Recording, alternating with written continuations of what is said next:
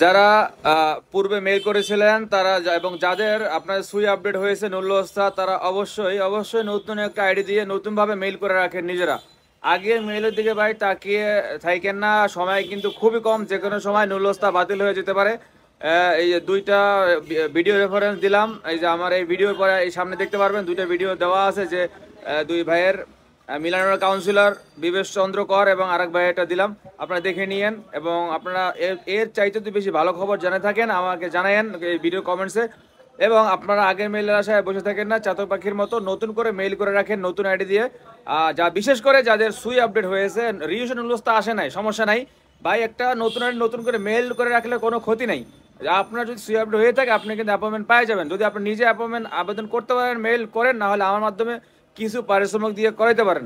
আমি আপনাদেরকে সবসময় বলি যে সঠিক খবরটা দেওয়ার চেষ্টা করি ভাই, আপনারা কেন বুঝতেছেন না? আপনারা বসে থাকেন না প্লিজ, দয়া করে বসে থাকেন না।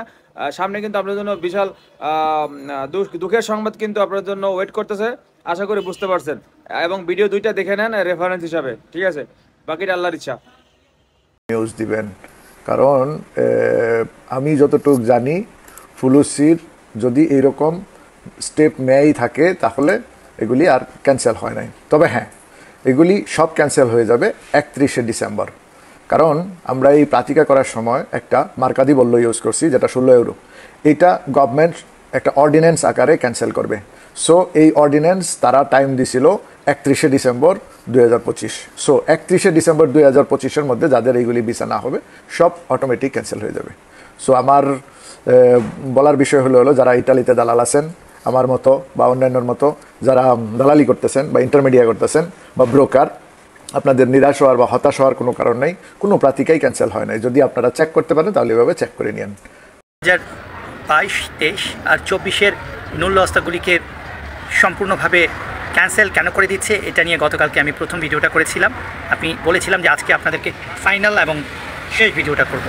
আসল ঘটনাটা হচ্ছে যে ইটালিয়ান পার্লামেন্টে যখন কোনো আইন পাস হয় সেখানে একটা টাইম থাকে যে এত দিনের মধ্যে বা এত বছরের মধ্যে যদি কোনো অধ্যাদেশ সেখানে সাইন করা হয় সেটা একটা ডেডলাইন থাকে। ঠিক তেমনটাই 3 বছরের মধ্যে যেসব অ্যাপ্লিকেশানগুলি ফাইনালাইজ হয়ে যায় বা করা হবে এমন কোনো কথা থাকে, সেটা যদি না করা হয় তাহলে 2022, 23, 24-এর প্রত্যেকটা অ্যাপ্লিকেশান ইটালিয়ান পার্লামেন্টের যে আইন করা হয়েছে তার মাধ্যমে প্রেফেক্টুরা ক্যান্সেল করে দেবেন। ঠিক সেটাই করেছে। এই জন্য 2026, 27 আর 28-এর জন্য 5 লাখ থেকে 10 লাখ নতুন শ্রমিক আনা হবে পৃথিবীর বিভিন্ন দেশ থেকে।